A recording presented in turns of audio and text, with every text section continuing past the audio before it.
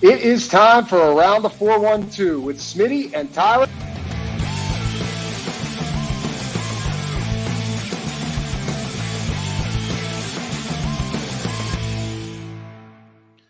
Welcome back to another episode of Around the 412. I am Tyler, and with me, as always, is my co-host Smitty. Go follow us on all of our social medias at Around the 412, and go subscribe to us on YouTube. We just recently hit YouTube Partner, so we're going to try to grow that up some more. About 80% of you are not subscribed, so if you're not watching our videos, the subscribers aren't watching our videos. I have no idea who they are. The people in Ireland might be watching our video. We have a big following there. Apparently, we're the number 2 Pittsburgh sports podcast in Ireland. Fun fact. But yeah, go subscribe to us on YouTube. We're going to try to post more content there outside of the podcast and clips of shows that we already post up there as well. And also go check out some of the links that we have in the description of our shows. We have Rocket Around the 412 year 6 for the past 5 years. We've been able to help with the help of all of you raise $25,000 for kids in our local area, as well as last year partnering with the East Rochester Salvation Army and adopting kids off of their angel tree in the name of our late friend Dalton Keene. That was something that was a first last year, and we're going to continue to do that every year. And for you can go click on the link, learn about the information. We basically try to provide kids the Christmas that they never had before, and a Christmas that Smitty and I never had to worry about growing up. So yeah, go check that out. That's in the link in the description of the show. It's also on our Twitter. If you search Rock Around the 412, even on GoFundMe.com, it'll pop up there. And then also check out the Everything Custom Designs. We have the Etsy link and the Facebook link for our friend Haley Wagner. She can make you some sweet shirts and hats coming soon. TBD. We don't know when, but we want hats. Yeah, you have to have like a special machine or something to do the hats. So TBD on that. But yeah, and also like, man, with the Rock Around the 412, like I'm just sitting here thinking about the whole angel tree thing. Like you said, started because of losing our friend Dalton, and then reaching out to his girlfriend Kaylee to provide Christmas for Isla, and her saying like, instead of that, can we adopt these kids from the Salvation Army with that money instead? And I'm just so excited for Isla, like, to continue to like grow up and watch this thing play out, because her and Kaylee want to continue to be a part of it. Like she's so much smarter right now and knows so much more than she did even just last year. Like at that age, from year to year, the way that they develop, like it's crazy. So she knows so much more. She's like excited to like help wrap stuff and actually go shopping with Kaylee for stuff. So it's gonna be really cool to see her like be able to be a part of it going forward too. But yeah, so this is the Steelers episode for the week. As we mentioned, we're going to start putting out the show in 3 separate days, 3 consecutive days, doing each sports on their own. So this is going to be the Steelers show coming out tonight. Actually, this one goes out the same day. Penguins this week will be Wednesday, the 23rd, and then Pirates the 24th. I'm only saying that and putting the dates on them. So if something is like outdated by the time that you watch or listen to it, you understand why. But with the Steelers stuff that we're talking about right now, let's go backwards. Let's go back in time to last Saturday's second preseason game. Kind of a continuation, if you will, for the ones, especially in the offensive side of the football, in my opinion. It just looked like they continued to carry over that momentum that we talked about last week. And you don't know how much momentum goes into it week to week. Defenses really aren't showing you a whole lot in this point. Offenses really aren't trying to do a whole lot schematically at this point in the season either. But to see the ones do that against a good Buffalo defense, a lot of their starters playing in that game as well. Just another sign of encouragement, I think. And it's not just like last year's offense where it's like, even when they were successful, it's like it takes them 15 to 20 plays to do it, right? Like dink and dunk, get their way down the field, then find a way when they're in the red zone. They're finding explosive plays within this offense, whether that's Kenny hitting Freiermuth, ripping the middle of the seam with an absolute dart. I maybe his second or third best throw already of his pro career, I would say, like including last regular season. And then Jaylen Warren finding an explosive play in the run game with unbelievable blocking. Dan Moore and Samalo sealing that edge. You got James Daniels pulling and climbing to the second level to get Matt Milano. And then the unsung hero of this, I think, turns it from a 15-yard gain into a 60-plus yard touchdown as Deontay Johnson's blocked down the field. So they're finding explosive plays within this offense. They scored 2 touchdowns outside of the 30 last year all season. They've done it 4 times so far this preseason. Yeah, it's impressive. No matter how you chalk it up, this is an impressive thing from you're seeing, and I understand it is still preseason, so how much stock can you put into all of it? But the fact that they're able to move the ball, even against if it's not a complete first team defense that they're going against, I think that's impressive just on its own merit because of what we've seen from the offense under Matt Canada, and even going back to last year, what you were talking about, where you kind of had to have these very long, drawn out, extended drives where you're talking about like 10 plus plays to be able to move the ball down the field and get into scoring position, let alone actually score. So I think from what we've seen from the ones this year in these 2 preseason games is very encouraging. It's showing a lot of growth from your quarterback in one, but just from the entire unit as a whole. The main thing that we've really worried about for the past several years was never on the defensive side of the ball. Is like, are we going to be able to put up points, and can we move the ball? And I think that they're showing that they were able to do that. And I think that Kenny is showing that he is poised to be able to be one of the, I'm not going to say he's one of the top end QBs in the NFL, but when it comes to actually being able to push the ball down the field and being able to compete in this like very competitive QB AFC, I think that he's showing that he's not a slouch. He's able to compete with some of these other guys that are in the AFC as well. And so that's something that the Steelers needed to happen, and it's something that Kenny has shown, and something the offense has shown in these 2 games. And like I keep going back to it's preseason, but I just don't think you can take it for granted what they're doing right now, because no matter who it's against, they're able to move the ball, and that's something that they wouldn't have been able to do regardless if they were going against like a 3rd string defense a couple years ago. At least it felt that way. So I think it's super important that they gain the momentum now. That way, once we get to the actual season, we're just riding that into San Francisco. Because if you had a scenario where it just didn't seem like it was working out in the preseason, or they weren't really playing. I mean, last year the offense was really bad in the preseason last year, and everyone was just blowing it off saying it was the preseason. But then the same thing happened for most of the regular season. Exactly, and the fact that they're playing the ones as much as they have. I mean, they didn't need to give them 2 reps, especially after they scored on the first drive of the game in game 2. But then they went out there and then it took 1 play to score again for them. That touchdown to Freiermuth, which I watched that play probably over 200 times. I love that Kenny didn't even like strap up. Yeah, he was like, this is gonna be like 1 play. So yeah, no, it's exciting and it's very encouraging. And then that Jaylen Warren run was awesome. He really turned on the Jets. You got to see some of his skill set, and the whole play, watching it develop as you were talking through it as well. When it comes to Samalu to Johnson at the end of the play, and then him taking it all the way to the house, that's a play that you love to see. And I will say that's probably the only running play that I was actually impressed with. Oh. Definitely that one, but I average like 1 yard per carry. That's the thing. As much as I'm going to say I'm very impressed with the offense, I do think they still need to work on the run game a little bit. But see, it's not a lot of the ones doing it though. Like it's the run game that we've seen that has failed in a lot of these first 2 preseason games has been like the 2nd and 3rd offensive line units as well. So I'm not like necessarily worried about that as much, at least. I mean, here's the thing. This 3rd preseason game, I don't know what people were expecting. Talking with Alan, and then you look back at like how they handled that 3rd preseason game last year. We're gonna see the starters for probably a half or so. So let's find out. Like, we're gonna find out in this game where this running game is at.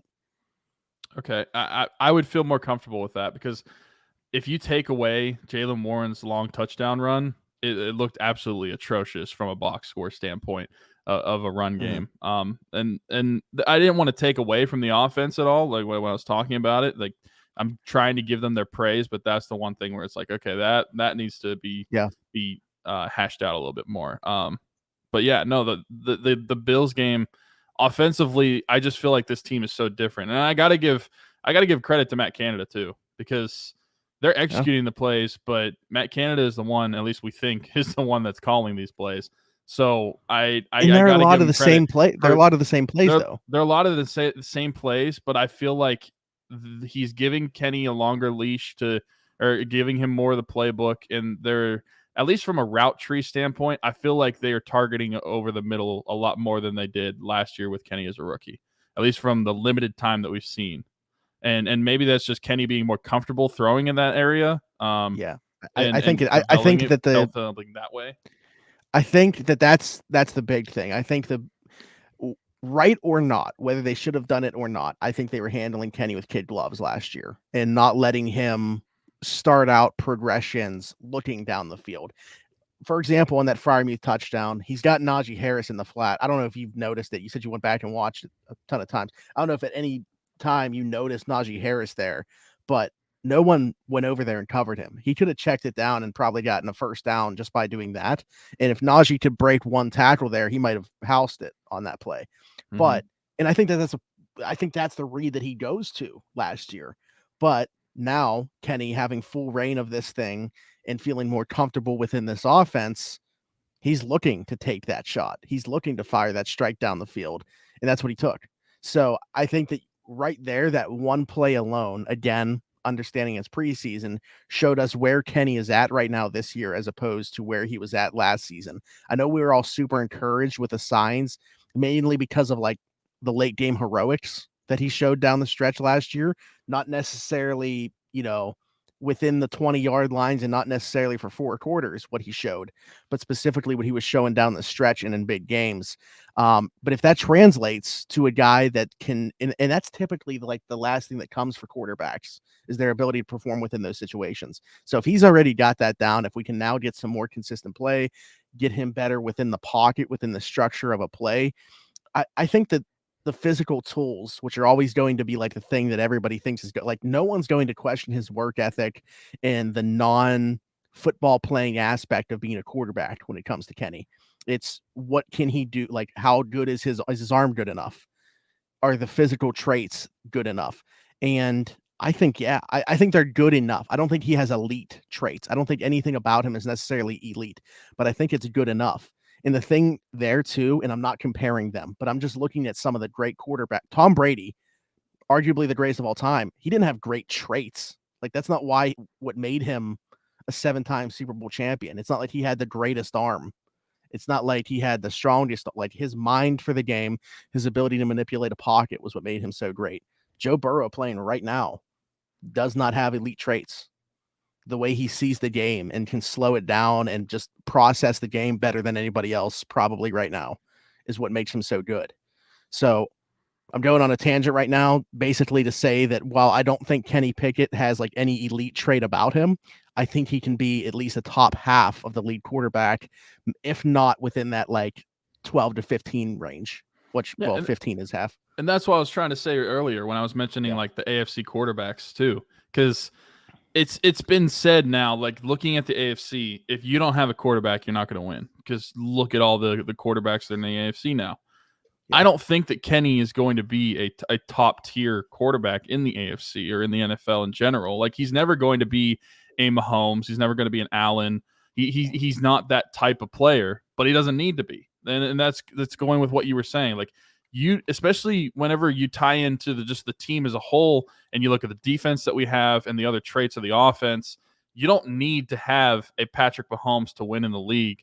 Sure, it's nice to have one, but I think if Kenny is able to connect all of the dots and to be able to be the best version of himself, he is pushing for like that like top 10 player. Look at you look at the back end of the top 10. You look at guys like Dak, Kirk Cousins. I was saying, I was literally about to say Kirk Cousins. Like I think that's a good comparison to have. Like that's where if that's his ceiling, I would take that. Kirk Cousins has been a quarterback in the NFL for a long time.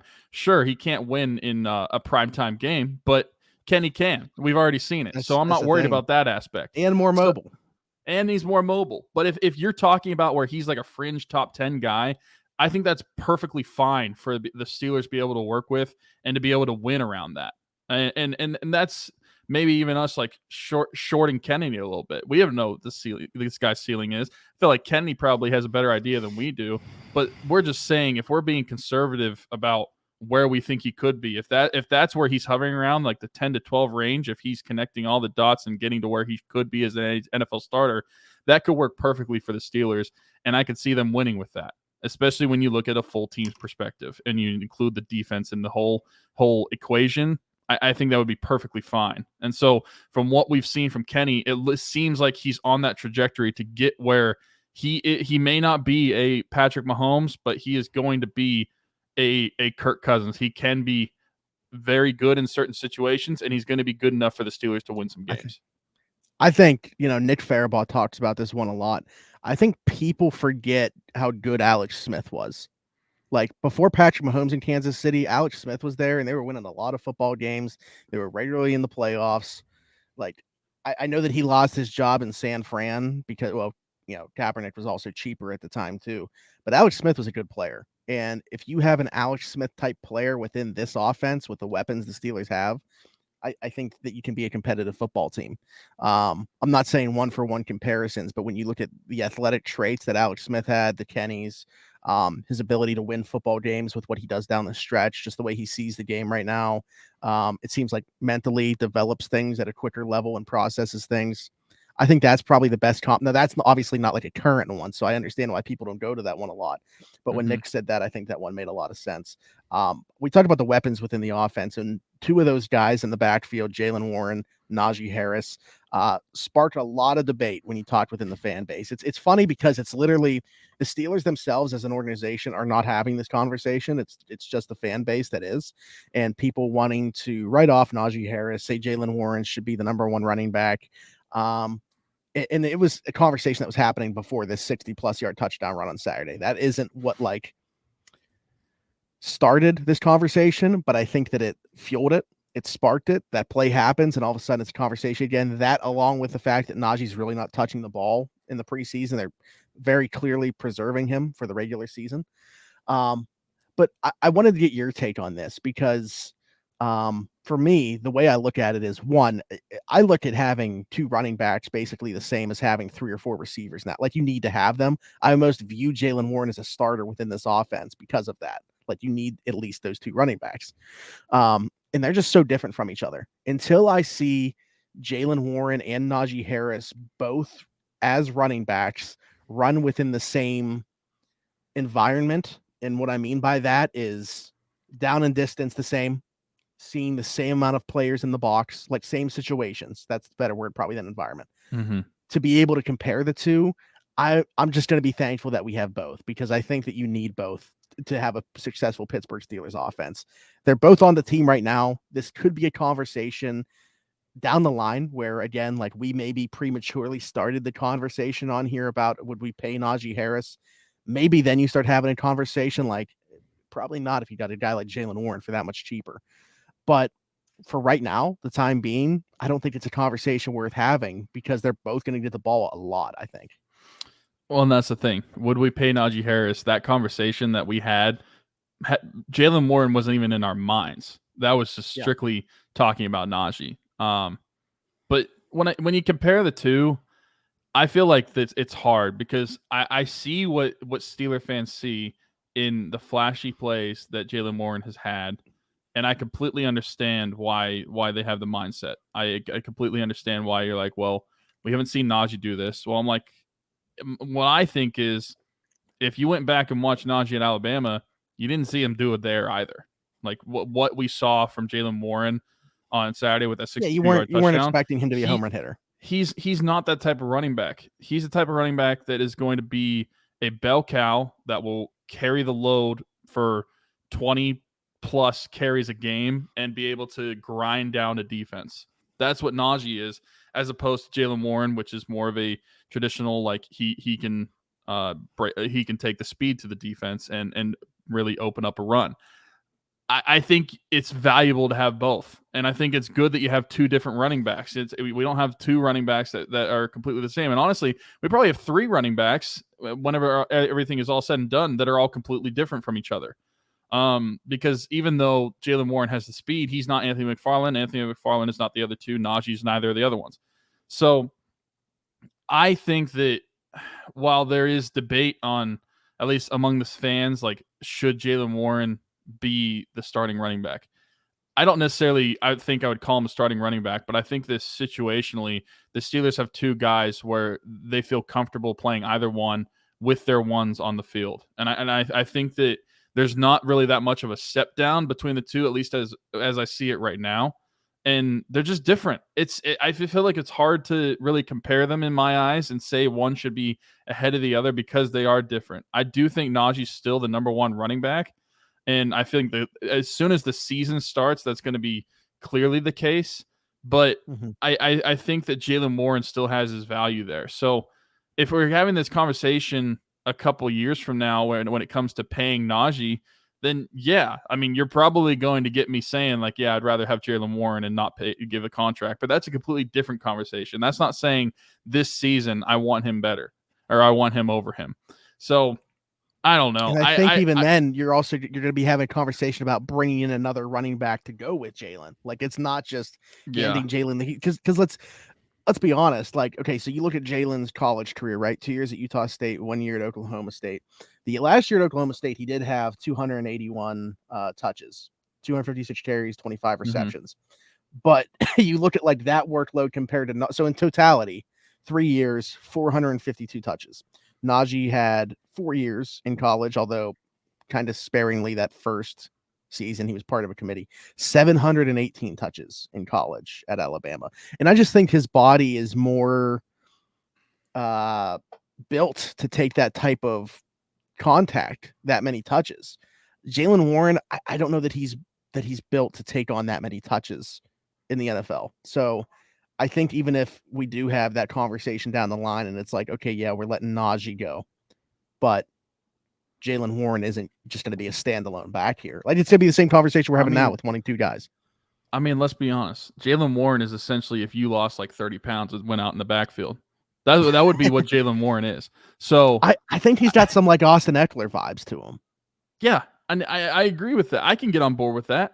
And he's not a very good runner, though. I think Jaylen Warren might actually be a better runner than Eckler is. But probably. But Jaylen Warren and Najee are just so different.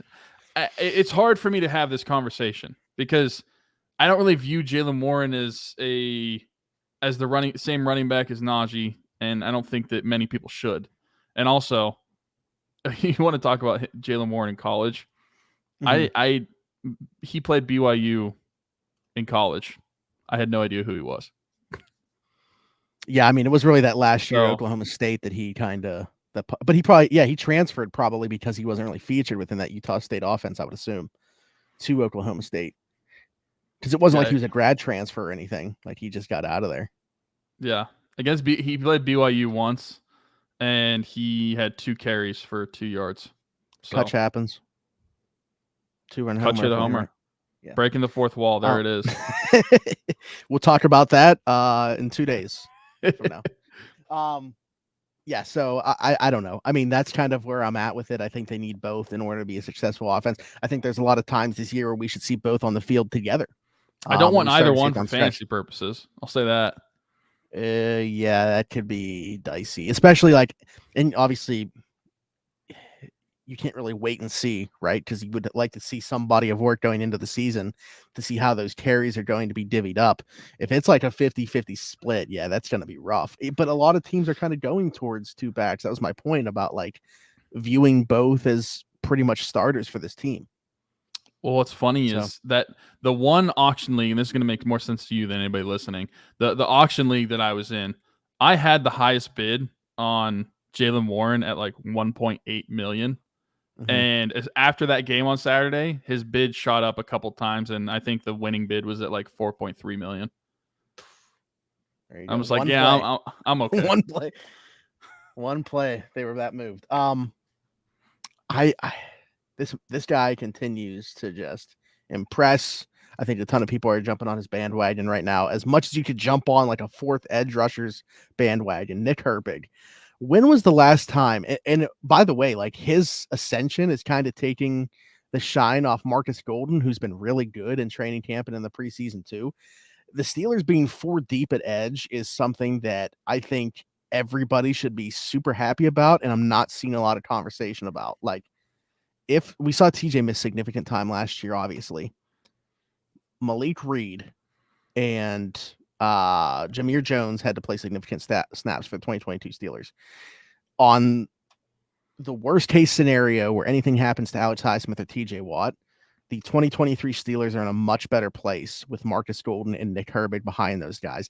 We were having a conversation about Nick Herbig being like an off-ball linebacker when we drafted him because of his size. I mean, thank God the Steelers let him go out there and be an edge rusher because he's already so good. Like, I mean, the bag of tools that dude has already. I mean, he's got like, it seems like a dozen different moves to go to, and he wants to keep adding to that bag. And it's really fun to watch him right now.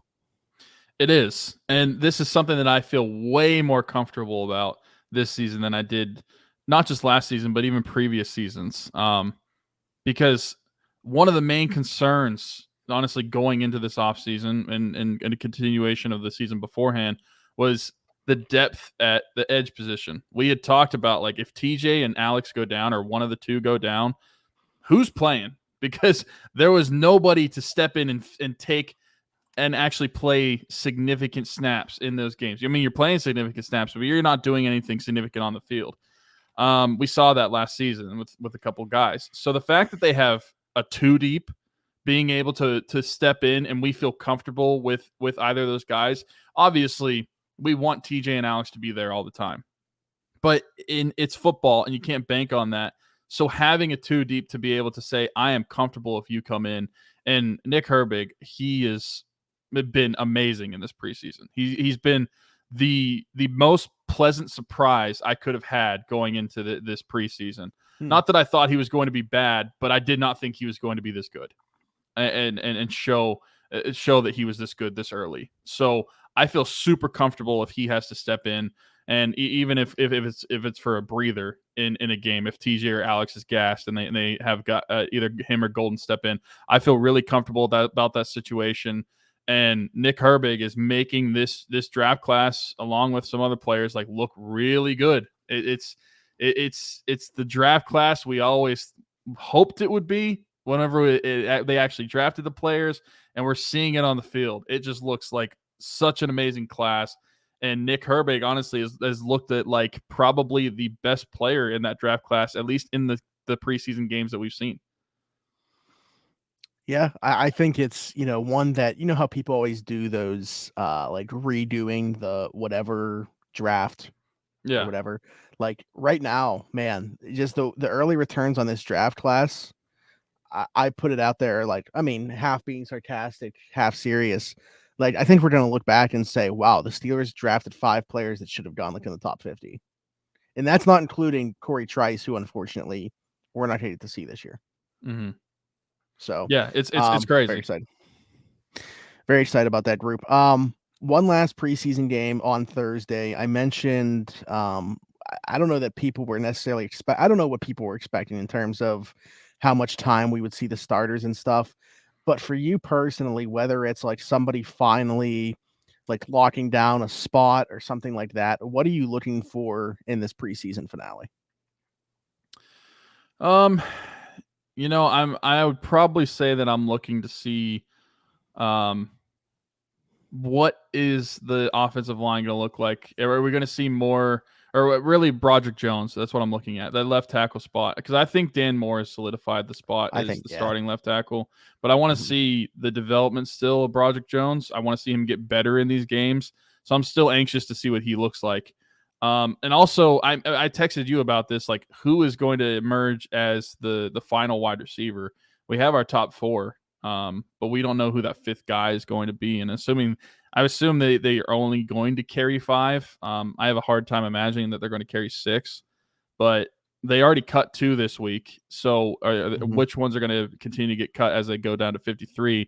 Who's going to be that 5th wide receiver spot? Other than that, I mean, I'd like to still watch some of the defensive guys. Like I love watching some of the interior depth guys on the defensive line, and seeing how they play. That's such a good group, man. Somebody's going to get cut from that group that is going to very quickly find a job somewhere else in the NFL, because there's probably 9 guys that are NFL players on. And Monty Adams talked about this today. Nick wrote a story on this. He maybe got the quote of the year from Monty Adams, who's one of the best guys on the Steelers. he's talking about like becoming a leader on the defensive line and helping these young players get better. And he's like, if I help these guys get better and I get cut because of it, great. I'm going to find a job somewhere else. But I know that we have a really good group here and we all deserve to be in the NFL. Yeah, absolutely. I mean, we know what we think those starters would look like, but just the depth of defensive tackles, those spots, I think that's something that something also we haven't had in a while. Like this good of depth, I feel like, and just that whole defensive front. And I think that just watching the linebackers too, that's another position that really keen to watch this preseason. I think they've done an okay job. Cole Holcomb had probably his best game that like the best I've seen him as a Steeler. Not like I've seen him much. Good. Yeah, I didn't think he was very good in the first one. So yeah, it's not like we've seen a ton of them, but I thought he was pretty decent. Continuation of like a Landon Roberts, Quan Alexander. What are these guys going to look like for those inside guys? So I don't think there's a necessarily battle that I'm looking to see who is going to be won by a certain player or another. I think I'm just looking to see the development of just position groups as a whole and how they continue to play. I want to see Shandon Sullivan versus Elijah Riley because one of those two is probably going to be playing quite a bit in the slot for this defense. Tomlin said today, the time of recording this, that he was comfortable with Patrick Peterson in the slot. We've seen him play one snap there so far through 2 preseason games. And I know that Tomlin said everybody that's healthy is going to play in this last one, but he also said that before the first game. And then we didn't see like TJ, Cam Hayward, Minka, Patrick Peterson. So is Patrick Peterson for sure going to play in this game on Thursday? And if so, is he playing in the slot? Because that's what I want to see. That's my number one answer is the slot corner, because I'm not comfortable in, obviously, like who cares what I think compared to Mike Tomlin. But me personally, I have a hard time understanding that comfort level with what's on the roster right now in terms of options there. So that's the first thing to me is going to be the slot corners. Beyond that, I would say backup center. Is it still going to be Kendrick Green? Nate Herbig coming back from injury. Is he going to get some snaps at center? I know he's talked about wanting to play there and wanting to be available if they needed him to be center. That's honestly the spot where I think, so this is the last preseason game on Thursday. Then we have quite a bit it's not like they turn around and play a regular season game. You have quite a bit of a time. Like this is a weird year. You got to cut some guys from rosters. They're going to be, I think, heavily monitoring other teams' rosters for a center option because I have a hard time envisioning they feel good about going into this. I mean, Tomlin literally came out and said after the game, not good enough from Kendrick Green. Like, I think they're looking at other options there. They have to. I mean, he's been terrible. And it is a weird year because you finish this game and then you have 2.5 weeks still until September 10th when you play and open up the season. Which is why I think it's important for these guys to play in this game because they're going to be playing football for a while. Yeah, I think that's true too. So we'll see. The day our Pirates episode is coming out, the Steelers will be playing. So look forward to that. Yeah, but some guys will be playing their last snaps. Well, that's the other thing too, is it's going to be very telling because nobody that they know they're cutting is going to play in this game. So pretty much everybody that you see playing in this game is going to be making the roster, or they got a close call where they're trying to figure out a few spots. So this is absolutely the preseason game that's worth watching for all 4 quarters. Like you don't got to turn it off when Tanner Morgan comes in because you're going to see guys that are going to be on the roster. Mm-hmm.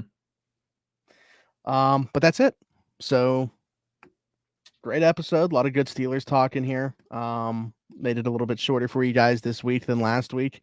Let us know what you guys think. What are you looking forward to? Especially because we're going to be able to read the comments before the game actually happens on Thursday. So what are you guys looking forward to in that preseason finale? What is your take on the Jaylen Warren, Najee Harris stuff? How do you feel about Nick Herbig's ascension so far? Very early in his rookie season here. And are you buying into Matt Canada's offense yet? Or is everything on pause? I mean, don't get me wrong. I'm on pause. It's not like I'm saying he's the greatest offensive coordinator, but let me know where you guys are at with it. Those are what we discussed. So, all right. If you are watching on YouTube, subscribe, hit that notification bell, leave us a like. I think there might even be some other ways to support the YouTube channel now, being that we are partnered. So if you were put off by the ads, I apologize, but we have been going at this on YouTube since 2017. And finally, here we are, and we were able to monetize the channel. And that's thanks to you guys. So be a friend, tell a friend to subscribe to the channel. Leave us a 5-star review if you are listening somewhere else. But if you are listening somewhere else, still come subscribe to the YouTube because of the reasons I just said. In the description of the show, wherever you are watching or listening, you're going to see some GoFundMes. Year 6 of Rocking Around the 412, we raised $25,000 in the first 5 years of doing so. The mission being to give Christmas as best as we can to kids in the local communities here in the 724-412 area codes, and also partner up with the East Rochester Salvation Army and give to as many kids possible from their angel tree. And then our friend Haley Wagner's custom shirt and other stuff. I don't even know what all she does. Aprons, back to school bags, Halloween bags, whatever. All that custom stuff. The link to her Etsy and her Facebook page are down there as well. Thanks again for watching or listening to this episode of Around the 412. Go check out our Penguins episode tomorrow, or I guess maybe it's not tomorrow when you're watching or listening to this, but you guys get it. Or our Pirates episode, all that good stuff. And until next time, we'll see you. Bye-bye.